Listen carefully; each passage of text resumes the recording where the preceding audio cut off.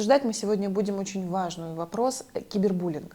Что это такое, как с ним бороться и как не допустить его в нашей жизни, будет рассказывать очень важный, интересный человек. Это глава гражданской инициативы интернет-политики Тату Мамбеталиева. Спасибо большое за то, что вы пришли к нам. Спасибо. Давайте с самого начала определимся с пониманием того, что такое кибербуллинг.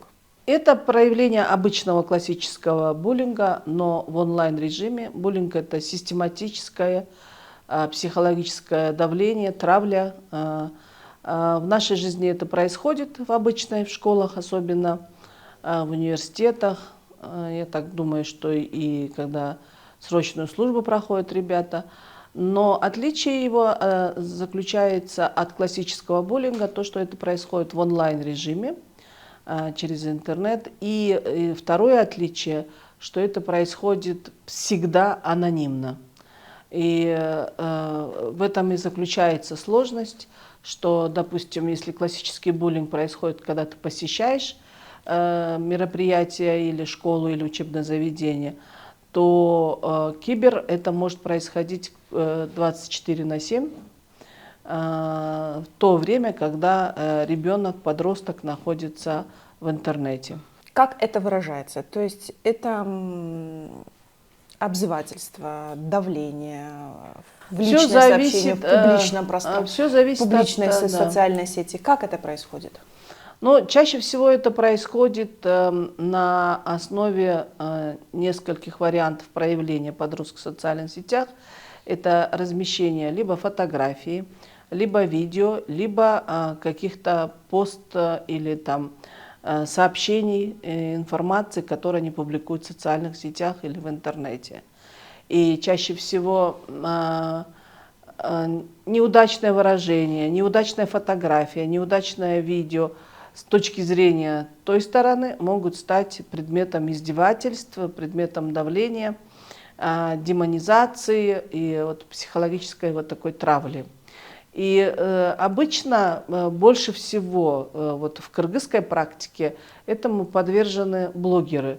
Практически все блогеры пережили и переживают эту травлю, которая называется кибербуллингом. Но чаще всего блогеры являются уже взрослые люди, осознанные люди с устойчивой психикой, в отличие от детей. Как часто дети, которые сутками пропадают в интернете, будем честны, да, у каждого ребенка в подавляющем большинстве есть телефон, они также являются участниками социальных сетей, пользователями. Как часто они подвергаются кибербуллингу? Есть ли какая-то статистика у вас? К сожалению, официальные органы такую статистику не ведут, но, насколько мне известно, подвергается кибербуллингу практически каждый второй ученик и второй там студент, который начал вести активную деятельность в соцсетях. Это классический жанр, потому что ни дети, ни подростки не научены правильно оформлять свои мысли, правильно выражать свою позицию, и чаще всего они от этого и страдают. Но я знаю, что чаще всего кибербуллингу подвергаются все-таки девочки, потому что они любят публиковать свои фотографии, там излишний вес, излишняя косметика или неправильная форма подачи своей одежды вот, чаще всего является предметом издевательств. И вопросы сексуальной ориентации, допустим, часто очень используются в кибербуллинге, то есть они могут, там, если неправильно оделся, не так покрасился, не так выразился, сразу начинают издеваться над этим. И вот в моей практике больше всего вот идет такая травля, которая, как сказать, уничтожает самооценку подростка, и вот это очень более опасно. Поэтому для того, чтобы это не допускать, и понимая, что та сторона это действует в большей степени анонимно, но практически всегда анонимно, и деанонимизировать практически никогда не удается в наших случаях. Для того, чтобы этого не происходило, конечно, родителям в первую очередь нужно родительский контроль. То есть телефон уже зачастую позволяет это сделать. Ограничить все-таки посещение социальных сетей. И на самом деле вообще, когда ребенку даешь впервые любой гаджет, любой телефон, необходимо проводить такие разговоры серьезные. Понимаете, в нашей обычной жизни мы учим детей чистить зубы, там, я не знаю, правильно одеваться, правильно выражаться. То же самое нужно делать, когда ребенок впервые заходит в интернет. Какие это правила? Что вот Да, основные это правила надо, должны значит, соблюдать родители и дети? Да, дети должны понимать, что такое киберпространство. В первую очередь они должны ориентироваться, что там очень много взрослых и заинтересованных людей, что там точно так же, как в темной улице, никогда не узнаешь, там, что может случиться. Надо их учить минимализировать количество сообщений и очень обдуманно писать сообщения. Конечно, было бы хорошо, если бы детей начали бы учить не постить какие-то с фотографией, особенно с личного характера. Я бы, например, начала бы их обучать, как пользоваться, например, аватарками, размещать не собственные фотографии, а там каких-то там героев, Мультиков, мультфильмы какие-то, да, чаще всего, и объяснять, почему, что они выбрали этого, и воспринимать это иронично. Вот. И на самом деле, кроме этого, нужно понимать, что чаще всего дети являются предметом и инструментом совершения каких-то мошеннических действий. Поэтому для того, чтобы этого не случилось, то же самое нужно проводить обучение. Но мне кажется, сейчас так мир изменился, и призывать родителей к совести и так далее, на самом деле стало сложно, потому что у нас очень сильно трансформировалось общество, очень сильно поменялись ценностные ориентации.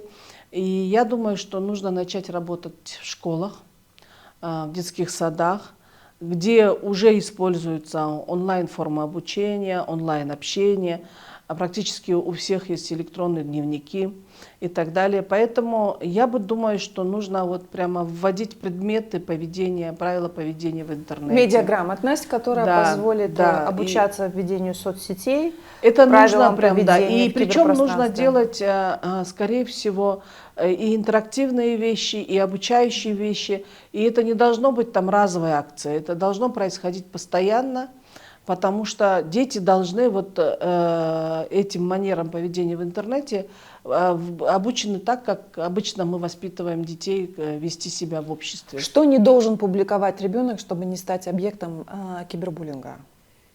Лично мой совет – не публиковать никакие фотографии личного характера. Свои фотографии, фотографии родителей и так далее.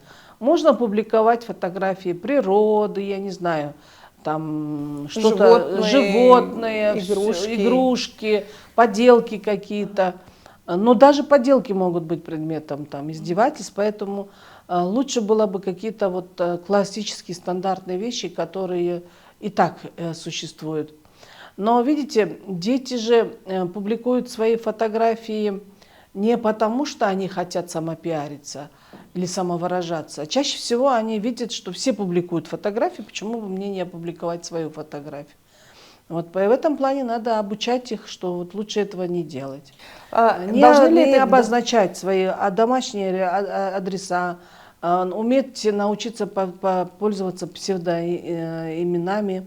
Вот такие вещи элементарно. То есть какими-то элементами анонимности хотя бы минимализировать таким образом, чтобы его было тяжело идентифицировать. Да, есть такое понятие, как цифровой след, и я так понимаю, что именно этот след необходимо минимизировать. Да, да, это надо минимизировать. Потом я, например, сама лично являюсь одним из потерпевших такой ситуации. В какой мере? У меня ребенку 16 лет, и она, наверное, лет 5 назад сняла домашнее видео и опубликовала его. И мы случайно абсолютно. Мы, во-первых, не знали, что этот ребенок уже научился пользоваться разными соцсетями, но это И зарегистрирован у них. И еще зарегистрировался, еще у него куча подписчиков. И как мы это пропустили, не поняли. И смотрим на видео и думаем, боже мой. Там была опасность только в одном. Она делала видео кошки. У нас дома коты. Вот, и публиковала поведение кота. Но дело в том, что в заднем фоне видно было, как родители передвигаются, домашняя обстановка. То есть, и вот нам пришлось с ребенком долго разговаривать, объяснить, в чем же здесь риски, и больше такого не повторялось. А роль родителей очень важна в этом Да, вопросе. Каково должно быть поведение родителей для того, чтобы обезопасить своего ребенка от Но кибербуллинга? если уже случился кибербуллинг, и если уже родители заметили изменения психосоматики, и если они заметили, что ребенок в депрессии, уже подавлен и так далее, это очень надо быстро реагировать. Во-первых, объяснять ребенку, как это происходит. То есть ничего не скрывая, объяснить, как люди с той стороны работают с этим, для какой цели, что не является именно ребенок объектом издевательств, а он является инструментом для совершения каких-либо действий. И нужно это показывать, чтобы в первую очередь нужно поднимать самооценку ребенка. И в этом плане однозначно. Это не означает, что надо его отрубить от интернета. Это не получится. Это и не получится, и это будет хуже, потому что... А лучше всего объяснить, как он может. И вообще мой личный совет, который я всегда использую, самый лучший способ защиты – это игнорировать.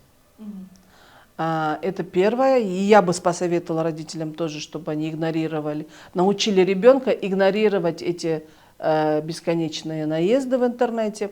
Во-вторых, я бы сразу же вместе с ребенком провела бы интернет-работу, почистила бы аккаунт, вот все бы обучила, как это должно быть. И ребенок почувствует разницу, когда он был в состоянии как объект на издевательств, и когда он правильно начинает себя вести, насколько снижается этот негатив.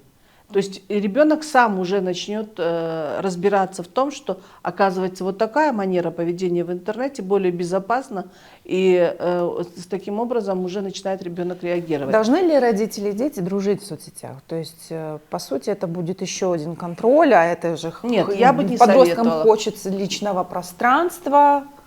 Вы знаете, у меня старшие дети... Когда начали пользоваться социальными сетями, они меня подписали, и я подписалась к ним, мы за друг другом наблюдали и так далее. Но когда я неправильно стала реагировать и начала делать замечания, что вот зачем ты туда ходила, а почему ты вот это снимала, ребенок попросил меня отписаться, потому что он действительно хотел защитить свое личное пространство. И тогда я попросила как можно больше подписаться на ее аккаунт своих знакомых, друзей, родственников ее возраста. И я наблюдаю все равно за ними по их отзывам и откликам таким образом. Но я решила это не повторять, то есть всегда старшие дети экспериментальные, они... Поэтому с младшими детьми у меня легче. Я подписана, смотрю, что они делают, как делают. Но нельзя, оказывается, сразу критиковать, а нужно разговаривать. Это дает эффект. Это дает эффект. Но бывает такое, что... И часто надо восхищаться разными постами, показывать, ставить лайки, все сердечки. Поддерживать, да, поддерживать. Мы сейчас говорили о том, что ребенок подвергается кибербуллингу и правилам его поведения. А как вести себя родителям, если их ребенок является буллером, то есть тем человеком, который хейтит, распространяет не очень хорошие сообщения, обижает и прочее, прочее. То есть является, вы знаете, как раз таки самым негативным персонажем несколько инцидентов было же сейчас и в соцсетях, когда родители приходят в школу и начинают бороться с этими буллерами в офлайне, который происходит. И причем такие жесткие меры, то есть сам родитель уже психологически вышел из своего состояния равновесия и начинает агрессивно действовать. Ну, естественно, мы как умные скажем, вот так лучше не делать, поговорите и так далее. Но зачастую буллеры сами по себе в большей степени из неблагополучных семей, из семей неполноценных, не в полном составе. Или чаще всего это дети, которые находятся сами под каким-то прессингом и агрессией дома. То есть у этих Таким образом они буллеров, выплескивают. да, они таким образом компенсируют свои психологические проблемы на других. И здесь очень сложно там сказать, вот, что надо пойти поговорить с родителями. Я поняла, что с родителями бесполезно разговаривать, нужно их предупредить, что мы идентифицировали его ребенка или ее ребенка о том, что он буллер. И что если это будет продолжаться, то наступит ответственность не ребенка, а родителей. То есть можно уже обращаться Но, в правоохранительные да, органы можно для обращаться, получения возмездия. Да, это раз. Второй момент, нужно обращаться к психологам, которые должны работать с этим буллером. Но моя практика показывает, что процентное соотношение буллеров в возрасте детей гораздо меньше, хотя все говорят, что дети жестокие, дети, ну, они же эмоционально другие же совсем. Нет, оказывается, что чаще всего буллерами выступают взрослые и осознанные люди.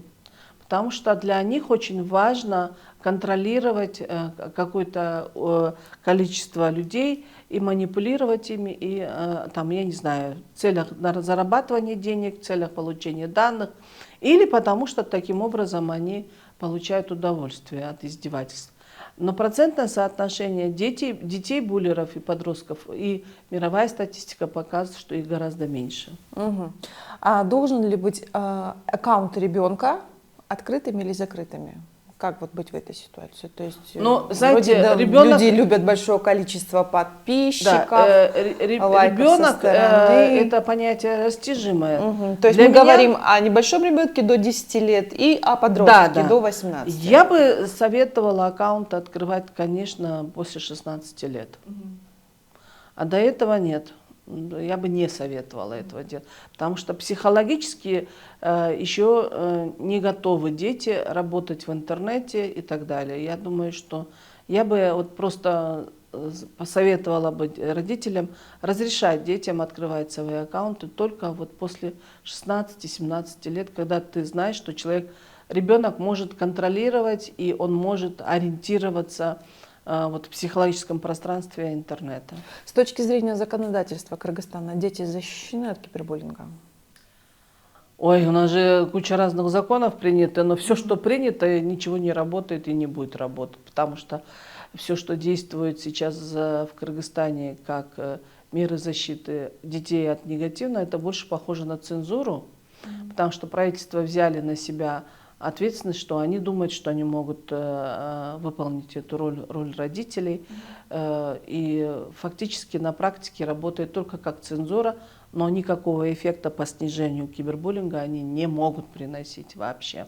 Обсуждается принятие цифрового кодекса. Да? Есть ли там какая-то статья, которая для детей у нас бороться? предусмотрены особые меры по защите их данных в интернете и в информационных.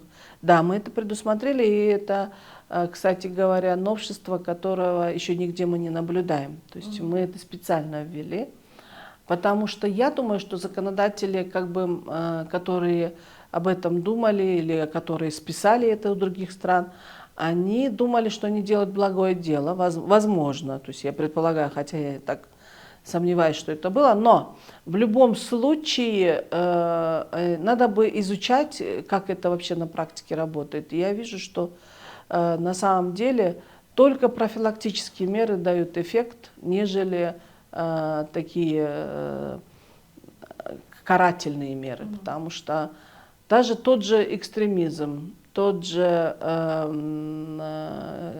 киберпреступление, но не работают карательные вещи, больше эффекта дает только профилактика. Мгм. Понятно. Спасибо большое за такую интересную беседу. Я напомню, что в гостях у нас была глава гражданской инициативы интернет-политики Тумба Биталиева. А со своей стороны я желаю, чтобы вы не столкнулись с такой проблемой, как кибербуллинг, чтобы все у вас было хорошо. Подписывайтесь на нас, мы есть везде. Следите за всеми нашими новостями, социальными сетями. Помните, что «Кактус Медиа» любит вас.